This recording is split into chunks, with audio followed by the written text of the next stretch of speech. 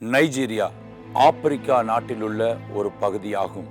இங்கு தொடர்ந்து கிறிஸ்தவர்களை ஒடுக்க தொடர்ந்து கொலவெறி தாக்குதல், குண்டுகளால் தொலைக்கப்பட்ட சடலங்கள் என்று அவர்களை தொடர்ந்து 25 வருடங்களாக அவர்கள் கொன்று குவித்துக் கொண்டிருக்கிறார்கள். இன்றளவும் உலகம் கண்டுகொள்ளாமல் இருப்பது ஏன்? இன்று வெளிச்சத்துக்கு வந்தது எப்படி? யார் இதை வெளிச்சத்திற்கு கொண்டு வந்தார்? எதனால்? ஏன்? எப்படி? அவருக்குண்டான ஆதாயம் என்ன என்று பல சுவாரஸ்யமான நிகழ்வுகளை நாம் பார்க்க போகிறோம். உலக பார்வை நைஜீரியா மீது திரும்ப காரணம் என்ன? நைஜீரியா கிறிஸ்தவ நாடுமல்ல, இஸ்லாமிய நாடுமல்ல. அங்கு இரு பாலரும் சகோதரத்துவமாக சமாதானமாக வாழ்ந்து வந்த காலங்கள். நைஜீரியா ஒரு பழங்குடி மக்கள். நைஜீரியா இவர்கள் ஒரு பூர்வக்குடி பழங்குடியினர்கள். இவர்கள் இன்று ஏன் கொல்லப்படுகிறார்கள்? ஏன் ஒடுக்கப்படுகிறார்கள்? நைஜீரியாவில் வடக்கு தெற்கு என்று இரு பிரிவுகளாக இஸ்லாமியர்களும் கிறிஸ்தவர்களும் சமாதானத்துடன் வாழ்ந்து வந்தார்கள். ஆனால் கிறிஸ்தவர்களை ஒடுக்குவதற்காக போகோ ஹராம் என்ற ஒரு தீவிரவாத அமைப்பு உள்ளே ஊடுருவியது.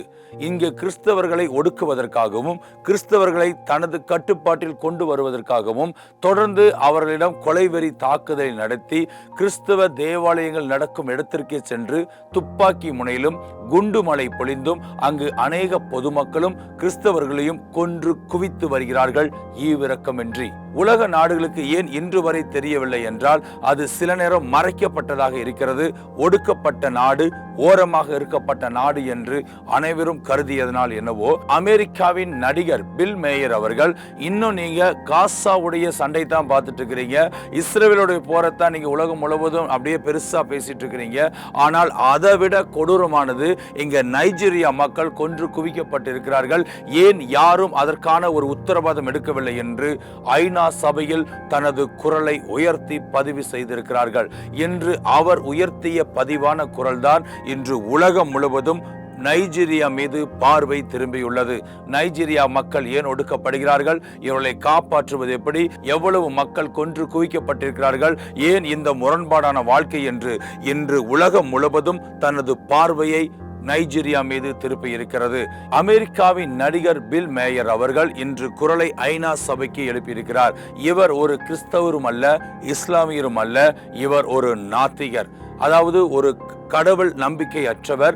ஆனால் ஒரு மனிதனுக்கு ஒரு துன்பம் வரும் பொழுது மனிதனுக்கு மனிதனாய் மனித நேயமாய் இவர் குரல் கொடுத்திருக்கிறார் என்றால் இன்று உலகத்திலுள்ள அத்தனை கிறிஸ்தவர்களும் இன்று மனிதர்களை விட மனித நேயம் மிக்கவர்களாய் தனது ஜெபத்திலும் நைஜீரியாக்காகவும் உலகம் முழுவதும் பாதிக்கப்பட்டுள்ள கிறிஸ்தவர்களுக்காகவும் ஒடுக்கப்பட்ட கிறிஸ்தவர்களுக்காகவும் உங்கள் தனி ஜெபத்திலும் உங்களது பொது ஜெபத்திலும் நீங்கள் நினைவு வைத்துக் கொள்ளுங்கள். உலக சமாதானம், அமைதி எழுப்புதலுக்காக திறப்பில் நின்று ஜெபிக்கக்கூடிய பல தேவ மனிதர்கள் இதற்காக தொடர்ந்து ஜெபித்துக் கொண்டிருக்கிறார்கள்.